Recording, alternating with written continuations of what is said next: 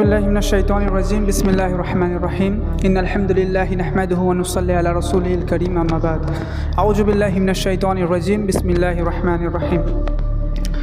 আজকে আমরা এখানে যে বিষয়টার উপরে এতক্ষণ আলোচনা শুনলাম, সূরা ফাতিহার যেভাবে ব্যাখ্যা, যেভাবে বিশ্লেষণ আমরা আজকে জানলাম, এটা আমরা কিন্তু প্রত্যেকেই সলাতের মধ্যে 5 বার যে আমরা 5 ওয়াক্ত নামাজ পড়ি, প্রত্যেক নামাজে কিন্তু আমরা এটা তেলাওয়াত করি বা পড়ে থাকি। কিন্তু এটার আসল যে মিনিং আছে, আমরা তো আরবি জানি না, আরবিক আমরা জানি না, সেজন্য আমরা কিন্তু বুঝি নাই যে আমরা কি বলছি।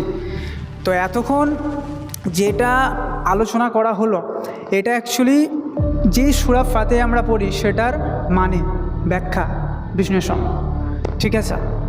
তো দেখুন, 5 মিনিট কিছু কথা আমি বলবো এই বিষয়ের উপরে। রাসূল সাল্লাল্লাহু আলাইহি ওয়াসাল্লাম বলেছেন যে তোমাদের মধ্যে উত্তম ব্যক্তি সেই যে নিজে কোরআন শেখে এবং অপরকে শেখায়, বুখারীর হাদিস।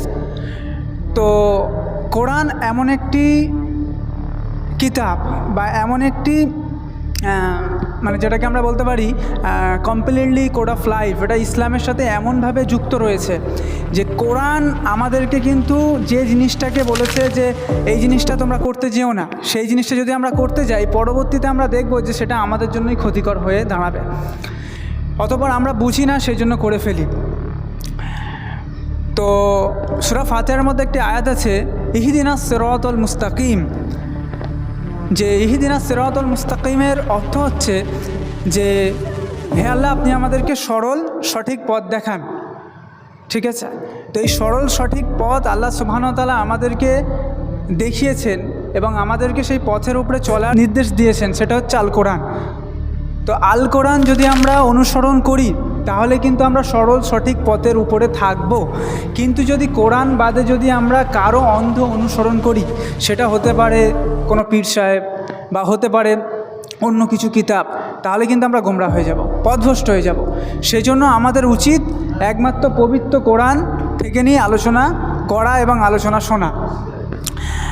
পবিত্র কোরআনে একটি সূরা আছে যেটার নাম হচ্ছে সূরা আল তাহরিম। তো সেই সূরার মধ্যে আল্লাহ সুবহানাহু ওয়া তাআলা বলছেন, ইয়া আইয়ুহাল্লাযিনা আমানু, হে যারা ঈমানদার, যারা ঈমান এনেছো, তারা শুনে রাখো, ইয়া আইয়ুহাল্লাযিনা আমানু কু আনফুসাকুম আহলিকুম নার, তোমরা নিজেরা জাহান্নাম থেকে বাঁচো এবং তোমার পরিবার পরিজনকে জাহান্নামের আগুন থেকে বাঁচাও। তো দেখুন, প্রথমে আল্লাহ সুবহানাহু ওয়া তাআলা নির্দেশ দিচ্ছেন, প্রথমেই তিনি বলছেন যে প্রথমত তোমরা নিজেরা জাহান্নামের আগুন থেকে বাঁচো, এরপরে তোমাদেরকে পরিবার পরিজনকে বাঁচাও।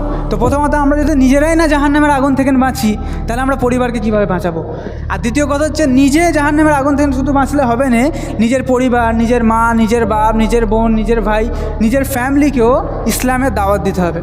আর ইসলামের কথা জানার জন্য, বোঝার জন্য কোরআন অনুসরণ করতে হবে। আর কোরআনকে জানার জন্য, বোঝার জন্য কিন্তু তালিম বসতে হবে, ইসরা করতে হবে, নিজেদের মধ্যে ডিসকাস করতে হবে, আলোচনা করতে হবে। কারণ ইসলাম এমন একটি ধর্ম বা এমন একটি রিলিজিয়ান আমরা বলতে পারি, যেটা হচ্ছে যে আমরা এটাকে যদি ঘষা মাজা না করি, মানে আমরা যদি কোরআনকে বা হাদিসকে নিয়ে একটু আলোচনা না করি, তাহলে কিন্তু আমাদের ঈমান কমজোরি হয়ে যাবে, এটা স্বাভাবিক বিষয়। এই জন্য জুম্মার দিনকেও অনেক সময় বলা হয় যে ঈদের দিন, কারণ এই দিনে সমস্ত মানুষকে একটা ইসলামের কথা বলা হয়, আলোচনা করা হয়। এবং রাসূল সাল্লাল্লাহু আলাইহি ওয়াসাল্লাম সাহাবা ইকরামকে নিয়ে আলোচনা করেছেন, সেটা ঈশার পরেও আলোচনা করেছেন, ফজরের পরেও আলোচনা করেছেন, আসরের পরেও আলোচনা করেছেন, এবং দিনী ইজতেমায় তিনি বসেছেন, বসার কথাও বলেছেন। এবং যে ব্যক্তি কোরআনের কথা বা কোরআনের আলোচনা শোনে, সেই ব্যক্তির খাতায় কিন্তু এত পরিমাণে নেকি লেখা হয় যে যেটা বলা যাবে না, মানে ধারণার বাইরে, সেটা আল্লাহ সুবহানাহু ওয়া তাআলাই ভালো জানেন। তো সেই জন্য আমাদেরকে পবিত্র কোরআন থেকে সব সময় শিক্ষা নিতে হবে। এবং কোরআনই এমন একটি কিতাব, যে কিতাবটা থেকে যদি আমরা না শিক্ষা নিই, না জ্ঞান নিই, তাহলে কিন্তু আমরা গোমরা হয়ে যাব, মানে পথভ্রষ্ট হয়ে যাব। এখন আল্লাহ সুবহানাহু ওয়া তাআলা কোরআনের মধ্যে জানিয়েছেন, যালিকাল কিতাবু লা রাইবা ফি হুদাল লিল মুত্তাকিন। এটা পবিত্র কোরআনের শুরুর একটা আয়াত, সূরা বাকারার 2য় আয়াত। এই আয়াতের মধ্যে আল্লাহ সুবহানাহু ওয়া তাআলা বলছেন, যালিকাল কিতাবু লা রাইবা ফি, এটি এমন একটি কিতাব যে কিতাবের মধ্যে কোনো রকমের কোনো সন্দেহ নেই, কোনো রকমের কোনো ভুল নেই, কোনো ডাউট নেই।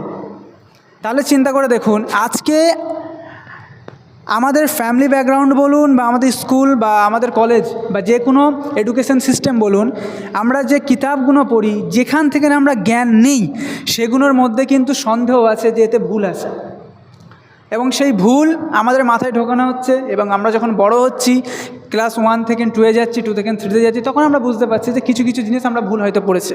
কিন্তু কোরআন এমন একটি কিতাব যেটা আমরা আজ পড়লে আজও সঠিক পাবো, 100 বছর পরে পড়লে 100 বছর পরেও সেই জ্ঞানটা আমরা সঠিক পাবো। তো সেই জন্য উচিত সঠিক সিদ্ধান্ত হচ্ছে নিজের ছেলেমেয়েদেরকেও ছোটো থেকে কোরআনের শিক্ষা দিতে হবে, অ্যারাবিক শেখাতে হবে, ইংলিশের পাশাপাশি বাংলার পাশাপাশি এডুকেশনের পাশাপাশি। আর নিজেকেও শিখতে হবে, নিজেও বাঁচো জাহান্নামের আগুন থেকে, অপরকেও বাঁচাও, নিজের ফ্যামিলিকেও বাঁচাও।